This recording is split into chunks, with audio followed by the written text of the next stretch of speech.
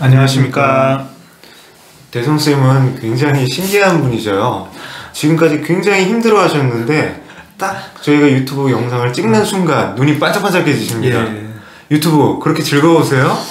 우선은 되게 교육행정 업무에 정말 눈코 틀 없이 바쁘게 살고 있고요. 뭔가 내가 좋아서 하는 일 하기 때문에 좀 삶의 활력이 되고 있습니다. 그러니까 처음에는 저를 많이 원망하셨어요. 제가 막 우리 대성쌤을 구박한다고 말을 끊는다고. 근데 이제 대성쌤이 이렇게 훌륭하게 거듭난 걸 보니까 제가 뿌듯하네요.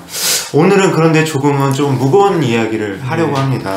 그러니까 최근에 이제 스쿨존에서 민식이 놀이, 민식이법 놀이 이런 놀이가 있다는 거 들어보셨어요? 저도 이제 이런 유튜버 되게 유명하신 분이 계시잖아요. 그 영상을 봤었습니다. 자, 요거 일단 말씀하시기 전에 오늘 이제 연합뉴스에서 이제 보도가 되었습니다. 이제 정세균 총리가 말씀하신 건데요. 스쿨존 민식이법 놀이 피해 운전자 면책 고민해야. 이 타이틀만 들어도 알 수 있을 것 같아요. 아니 스쿨존에서 민식이법 놀이를 한다? 저 일단 민식이법에 대해서 조금 설명을 해주세요. 스쿨존 교통사고에 대해서 이제 그거에 대한 엄정한 처벌을 이제 강조한 법률로 알고 있습니다. 그러니까 2019년 12월에 개정된 특정범죄 가중처벌법 및 도로교통법을 이제 의미하는 건데요. 이제 2019년에 이제 민식군이 이제 불의의 교통사고로 이제 하늘나라로 갔습니다. 그것을 통해서 우리 성인 운전자들이 좀 더 경각심을 갖고자 이제 민식이법이 도입됐어요. 예, 예. 근데 민식이법의 취지는 굉장히 좋죠. 그렇죠. 근데 우리 대성쌤 고민이 많잖아요. 운전자를 보호해주는 별도의 보험도 가입하셨다면서요. 왜 그러신 거예요? 우선은 제가 교육 장학사로서 학교 방문도 많이 하고 그러기 때문에, 그리고 운전이라는 게 이게 항상 방어 운전을 해도 불의의 사고는 어떻게 막을 수가 없을 것 같습니다. 그러니까 저희가 스쿨존에서는 학생들을 일단 최우선적으로 보호하기 위해서 조금은 타이트하게 운행 속도나 운행 규정들을 적용하고 있어요. 그래서 신호 위반에 대한 거, 속도 위반에 대한 거 엄정하게 적용하고 있는데, 우리 대부분의 선생님들, 학부모님들이 보통은 스쿨존을 많이 접하게 되세요. 일상생활 속에서. 근데 그 스쿨존에서 요즘에 민식이법 놀이라는 아주 깜짝 놀랐습니다. 아직까지 믿겨지지가 않아요. 저도 어제 뉴스를 봤는데 어떤 놀이입니까? 신호 대기 중인 차가 출발을 하면 학생들이 이제 그 운전자를 놀리키는 재미로 뛰어나갔다 들어오는 거죠. 그 처음에 이제 저도 이제 영상을 봤는데 우리 대선 선생님 말씀해 주셨지만 이제 신호 대기 중인 이제 차에 가서 운전자한테 학생이 예쁘게 인사하더라고요. 어린 학생이. 그랬고 그 운전자분께서 잘 인사를 받아주셨어요. 그리고 이제 출발하려고 하는데 학생들이 차 앞으로 뛰어나오시는 거예요. 그리고 이제 심지어 어떤 일이 있었냐면, 이제 아주 저속으로 안전운전을 하고 있는 운전자 앞으로 블랙박스에 이제 찍힌 영상인데 학생이 이제 돌진하듯이 다가와서 부딪혔어요. 그런데 그게 기소가 됐다는 겁니다. 저희가 그 말 듣고 깜짝 놀랐습니다. 여기서 이제 그 운전자가 참 안타깝다라는 생각을 하기 전에 저희는 이제 교사로서 학생들의 심리, 왜 이런 행동을 하는 걸까요? 학교에서 이제 교통 안전 교육을 충분히 요새 강조하고 있음에도 불구하고, 근데 아이들이 이제 느린 차기 때문에 이렇게 장난쳐도 다치지 않을 거다. 그리고 서로 담력을 시험하려고 그런 게 아니었을까라는 생각도 들어요. 그리고 위험해요. 그리고 이제 어떤 친구가 이제 땡땡땡 지식인에 올린 내용을 보니까 민식이법으로 용돈을 벌고 싶다 이렇게도 얘기를 했어요. 그게 무슨 뜻인가요? 글쎄요, 저는 그 글을 보지 못했는데, 근데 저도 이제 이런 교통사고가 나면 이제 이런 징계나 이런 처벌에 있어서 합의가 되게 중요하잖아요. 그러면 형사 합의금을 지급을 하고 합의를 하냐 여부가 벌금 액수나 뭐 여러 가지 그 이후에 징계에 큰 영향이 있는 것으로 알고 있습니다. 그러니까 저도 사실은 이렇게 아찔한 순간이 있었거든요. 스쿨존이 아니었어요. 근데 아파트 단지와 단지 사이에 있는 이제 왕복 2차선 도로죠. 이제 서행을 하고 있었어요. 근데 그때 이제 아주 제가 볼 땐 초등학교 1학년 정도 됐을 것 같아요. 태권도복을 입은 학생이 반대편에 있는 이제 부모님, 어머니가 데리러 오신 거죠. 근데 반대편에 있는 부모님을 차를 보고 너무나 반갑게 이제 부모님한테 가더라고요. 뛰어가는데, 그리고 제가 차를 멈췄어요. 근데 그 학생이 어떻게 했냐면, 뛰어가다가 이제 제 차를 발견했잖아요. 저는 멈춰 있는 상태였어요. 그런데 자기도 저한테 죄송합니다 하더라고요. 이제 자기가 잘못했다는 걸 알았나 봐요. 그러더니 아들이 제 차 앞에서 딱 넘어지는 거예요. 그랬더니 이제 제가 놀래갖고 이제 차 밖으로 나왔죠. 그랬더니 주변에 이제 상가에 계신 분들이 다 와갖고 이거 어떻게 된 거냐고 저를 아주 노려보시더라고요. 그래갖고 이제 제가 설명을 했죠. 제가 이런 상황이었습니다. 그리고 제가 어떻게 설명을 해도 그분들을 믿게 할 수가 없더라고요. 그래서 바로 경찰서에 전화를 했어요. 경찰이 출동했고 CCTV로 확인하셨어요. 그래서 저는 그럼 이거는 그래도 이거 잘 해결됐구나. 근데 그 학생이 이제 넘어졌기 때문에, 아스팔트에 넘어졌기 때문에 이제 치료를 받아야 되잖아요. 그런데 반전이 있습니다. 제가 잘못이 있나요? 뭐 어떤 반전이 있죠? 제가 가해자가 돼버리는 거예요. 그러니까 이 도로에서만큼은 피해자 그리고 우리 학생, 어린 학생 중심으로 판단을 하는 거예요. 그 학생이 중앙선도 넘었고 잘못했고 저는 미리 멈춰 있었고 제가 가해한 것은 없다고 생각했지만 그 학생이 넘어졌을 때 차 보고 놀래서. 그렇죠.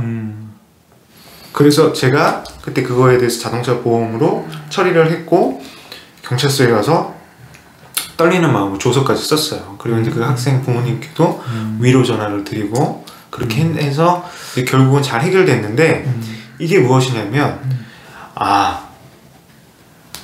운전자들이 그런 부분에서 저처럼 그렇게 경각심을 갖는 거는 참 필요해요. 그렇지만 우리 학생들, 이제 우리가 흔히 학생들을 이렇게 하잖아요. 미래의 시민이다, 교복을 입은 시민이다 라고 말을 하고 있잖아요. 그런데 이 학생들이 교통안전에 대한 의식이 부족해서 일부 학생의 일탈이긴 하지만 여러 가지 문제들이 발생하고 있지 않습니까? 대성쌤 책임지십시오. 어떻게 하실 겁니까? 우선은 저는 민식이법을 제정할 때 그 학교 스쿨존에서의 교통사고 원인을 근데 여러 가지 복합적이고 다양한 원인이 있는데 단순히 운전자에게만 모든 책임을 жил어주었다라는 아쉬움이 있어요. 왜냐니까 근데 첫 번째로 불법 주차가 너무 심하게 돼 있어서 학생들이 이렇게 이게 차도로 나오는 게 보이지 않는 그런 데도 있고, 그러니까 불법 주차에 대한 단속을 강화해야 되는 것도 있고, 통학로와 차로가 구분이 안 돼 있어서 섞이는 데가 있어요. 그럼 그런 데를 통학로나 차도로 분리하는 노력이 있어야 되고, 그렇죠. 혹은 신호등이 없거나 횡단보도가 좀 미흡한다거나, 요새 노란 카페트라고 해서 근데 저희 집 근처에 그런 신호등이랑 노란 카페트가 생기니까 확실히 이런 학생들 안전이 보장이 되더라고요. 그리고 통학로와 차도에 울타리를 설치한다거나 혹은 학생들이 그 정문이나 후문의 위치를 조정을 해서 안전하게 등하교할 수 있는 환경을 조성해주고 그래야 되는데, 지금 내 민식이법 같은 경우는 가장 쉬운 방법이지만 어떻게 보면 그 중에 한 가지 원인인 운전자 부주의만을 이렇게 모든 책임을 다 대성쌤 훌륭하십니다. 콕 찍었다는 거, 이게 하나로만 이렇게 책임을 지었다는 거에 대해서 좀 아쉬움이 있습니다, 저는. 그러니까 최근에 이제 제가 이제 에듀테크 교육팀에 있으니까 이제 말씀을 드리면 IoT나 저희가 인공지능형 여러 가지 CCTV들이 있어요. 그런 것들을 통해서 저희가 학교 앞에 횡단보도만큼은 그런 부분들에서 이제 어떤 음성으로 학생들한테 그런 위험한 행동, 미리 이제 내려와서 횡단보도에서 기다리거나 불법적인 이제 무단 횡단 같은 것들을 이제 계도할 수도 있어요. 그리고 아까도 우리 대성 선생님이 말씀하신 것처럼 그 환경에 대한 정비가 정말 중요할 것 같아요. 그리고 우리가 교사이기 때문에 또 피할 수 없는 게 있잖아요. 교육적인 측면. 학교에서 어떤 교육들을 우리 선생님들이 해주셔야 될까요? 그러니까 요즘 어린 학생들은 어릴 때부터 차량과 함께 이렇게 성장을 했기 때문에 교통사고의 위험성에 대해서 정말 영상으로 안내를 해도 부주의하더라고요. 그래서 그런 거에 대해서 정말 이제 충분한 인식, 그리고 어느 뭐 있잖아요. 자전거, 일본에서는 자전거 이렇게 운전면허도 만들어가지고 자전거 면허도 따게 한다든가, 그렇죠. 안전도 이제 지금은 단순히 이제 시수로만 몇 시간 이상 해라가 아니라 학생들의 성취에 따라 안전 1등급 인증제를 한다거나 뭐 하여튼 좀 더 학생들이 이제 그거에 대해서 단순히 양적으로 배우는 게 아니라 내면적으로 해서 습득할 수 있는 이게 생활화가 돼야 되지 않을까 우리 생각합니다. 대성쌤 제가 이제 조금 저희가 우리 좀 솔직해지자고요. 예. 학교에 계실 때 예. 우리 어린 학생들을 대상으로 교통안전교육 어떻게 하셨어요? 우선은 저는 이제 아유 이렇게 많이 면피하지 마시고 저 솔직히 제가 말할 수 있어요. 그러니까 저학년에는 사실은 이렇게 놀이 연극 같은 팀들이 와서 공연도 많이 해요. 근데 흥미는 있는데 아이들이 그냥 그 흥미에 더 포인트가 맞춰지고. 아니 평상시에 어떻게 하셨어요? 우선은 저는 근데 수학여행 가거나 이럴 때 안전벨트 무조건 하게 하고. 우리 대성쌤은 정말 너무 훌륭하셔서 탈이에요. 저 인정하겠습니다. 저 같은 경우는 이제 학교에 있을 때 학생들한테 주입식 강의식 수업을 많이 했던 것 같아요. 안전에만큼은. 그리고 안전교육들이 이제 어떤 영상 매체를 통한 간접 체험이다 보니까 저희가 그 영상들을 이제 교육 영상으로 저희가 많이 활용했던 게 이제 에듀넷 티클리어나 교수학습 콘텐츠에 올려져온 위기 탈출 넘버 맞습니다. 그런 사고 사례들을 이제 보여줬어요. 근데 그게 초창기에는 굉장히 효과가 있었습니다. 아이들이 깜짝깜짝 놀라요. 그리고 선생님 저 교통안전 잘 지킬 거예요. 생활안전 잘 지킬 거예요. 그런데 이제 단점이 있습니다.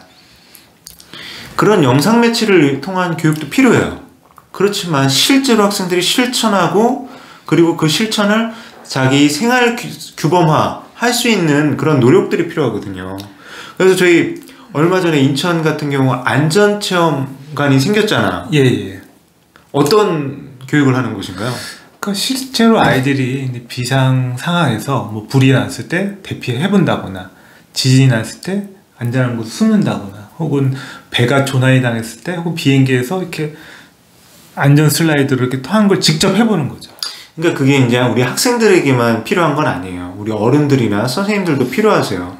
저희가 이제 2014년에 있었던 세월호 사건도 그 속에서 인재라는 부분, 인간의 실수라는 부분들이 있었잖아요. 근데 저희가 스쿨존에서 일어나는 교통사고 같은 경우는 학교에서 우리 선생님들이 학생들과의 안전교육이 기본적인 꼭 필요한 교육이라는 거, 소양으로서 학생들을 체화시킬 필요가 있는 거예요. 저 같은 경우도 이제 1학년 때 이제 1학년 담임교사를 하면서 가장 기억에 남는 게 뭐냐면 선생님이랑 손 한번 들고 횡단보도 건너고 그거에 대해서 선생님이 폭풍 칭찬해주면 아이들 엄청 좋아합니다. 그리고 그게 생활화가 돼요. 근데 어느 순간 그걸 안 하게 되잖아요. 그러니까 우리가 이제 어떤 학생들 생명의 안전, 우리 학생들한테 근본적인 기본으로 학교에 생활을 하기 위한 기본적으로 필요한 소양교육 같은 경우는 철저하게 강조해 나가는 거. 그래서 저는 거기서 이제 한 가지 아까 더하면 생애 주기별, 학생들의 성장 단계별 맞춤 교육이 필요하다는 거예요. 예. 그래서 저학년 제가 아까 말씀드렸죠. 선생님하고 같이 손 들고 건너자고. 예. 자, 중학년, 고학년 어떻게 해야 됩니까? 초등학교는 저도 근데 아까 영상 매체의 문제점이 요즘 아이들이 디지털 네이티브라고 해서 더 자극적인 영상 매체에 이미 익숙하기 때문에 아무리 교통사고 영상을 보여줘도 그게 별로 경각심이 생기지 않고 그냥 영화나 게임의 한 장면으로 그냥 흘려버리지 않나 저도 그런 생각이 들었고요. 지금 이제 저학년 같은 경우는 요즘에 뭐 놀이라든가 그 얘기했어요. 예. 그리고 이제 중고등학교에서는 이제 저는 아이들이 이제 규칙을 한번 만들어보는 안전 규칙 만들기.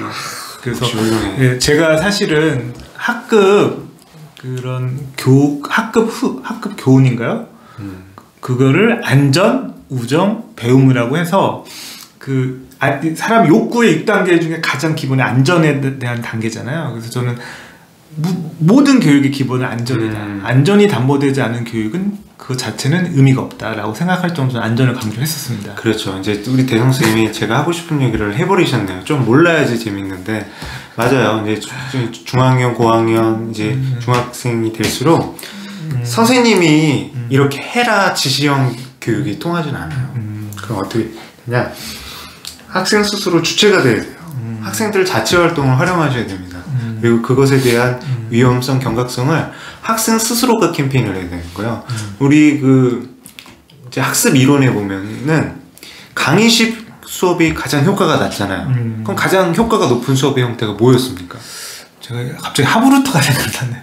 스스로 주체가 돼서 가르치는 거 아닐까요? 그렇죠. 그러니까 우리 학생들이 스스로가 안전체험 활동에 있어서 이제 주인의식을 갖고 시민의식을 갖고 친구들한테 캠페인을 하거나 직접 어떤 주제를 정해서 실천해 나가는 그런 프로젝트 학습 형태로 가는 게 좋아요. 그래서 상당수의 많은 학교들 같은 경우에 이제 마을과 연계한 어떤 학생들의 자치 활동들을 많이 운영합니다.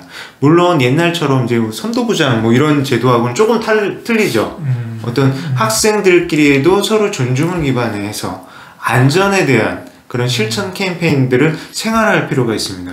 이 안전 같은 경우는 제가 확장될 수도 있죠. 어떤 부분으로 자치 활동과 연결할수 있을까요? 뭐 학급회의? 그러니까 학급회의에서 정하는 건데 사실 안전이라는 것이 굉장히 범위가 넓어요. 생활안전, 재난안전, 뭐 학교폭력, 그리고 이제 저희가 흔히 말하는 어떤 약물이나 게임이나 뭐 이런 것들 중독 이런 것들을 예방을 하는 데 있어서 가장 요긴하게 활용될 수 있는 게 학생들의 자치활동입니다.